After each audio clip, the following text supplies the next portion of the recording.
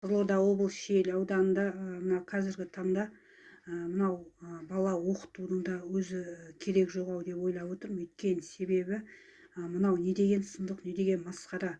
Бір экзаменнан қалса, мынау техникалық кедергілер болса, басқа болса, жаңағы штраф төле, банкке кредит төлеу керек деп 300 мыңнан 100 мыңнан 50 мыңнан 1 миллионнан деп. Не деген бұл сұмдық, не деген масқара бұл.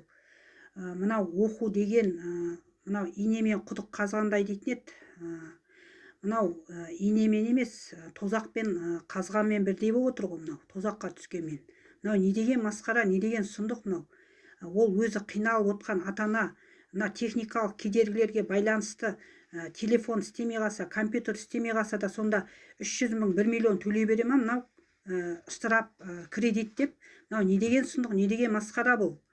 Мынау университетте, мысалы мына Түркістан халықаралық университетінде Ахмет Яссауи атындағы мына 5 экзаменнан қалған 300 мың төлейді деп мына кураторы Раушан дегеннен қазір мен біліп отырмын WhatsApp арқылы. Бұл енді не деген сұмдық, не деген масқара. Мынау Динара деген мынау деканын айтатын. Мынау не деген сұмдық, не деген масқара. Мынау кредитті кім ойлап тауып отыр, суммасын кім ойлап тауып отыр. Мынау масқара ғой мынау. Мен 2-ші топтағы инвалидпін, жұмыссызбын, күйеуім де жұмыссыз, өзіміз қоғамдық жұмыс істейміз. Мынау жаңағы техникалық ақау болса да, компьютер істемей қалса да, сет ұстамай қалса да 300 мыңнан төлейді, 1 миллионнан төлейді, кредит төлейді деп. Мына масқара ғой мынау. Мынау жоғарғы оқу министрі Саясат Нұрбек деген кісіге айтатыным, мен бұны төлей алмаймын 300 мың жаңағы кредитті. Өйткені себебі мен 2-ші топтағы инвалид адаммын. Мынау сет ұстамай қалады, техникалық кедергілер болады, мысалы. Сондай жағдайда да төлей бере ма, кредит қылып штрафқа сала бере ма? Мынау не деген сұмдық, не деген масқара мынау. Кім істеп отыр мынаны? Кім ойлап тапқан бұл жаңағы кредит, штраф дегенді? Өзі студент қайдан тауып береді ол? Ол оқуын оқи ма, жоқ әлде штрафын тауып бере ма? Не деген сұмдық, не деген масқара бұл? Мына әлеуметтік жағдай мынау.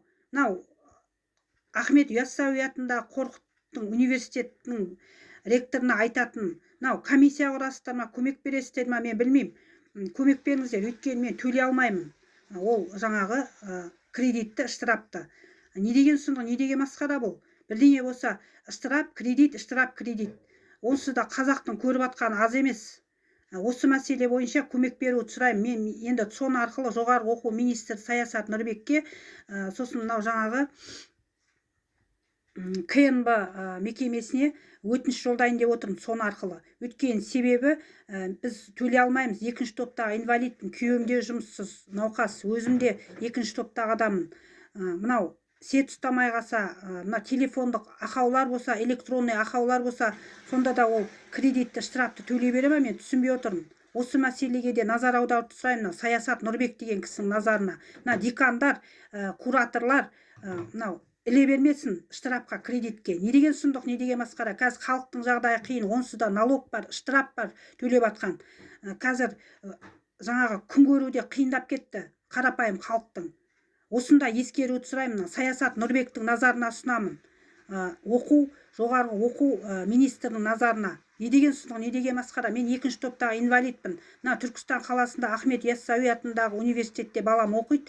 Мынау техникалық кедергілерге байланысты экзаменға қатыса қалған, сет ұстамаған, басқа да жағдайлар болған, квартирде жатқан, ол жерде сет ұстамай қалған, соған байланысты 300 мың төлейсің деп отыр. Мына кредит. Не деген масқара. Мен төлей алмаймын. Өйткені себебі жаңағы сет ұстамай қалған, және де жаңағы техникалық кедергілер болса, оған мынау қарапайым халықтың қандай кінәсі бар?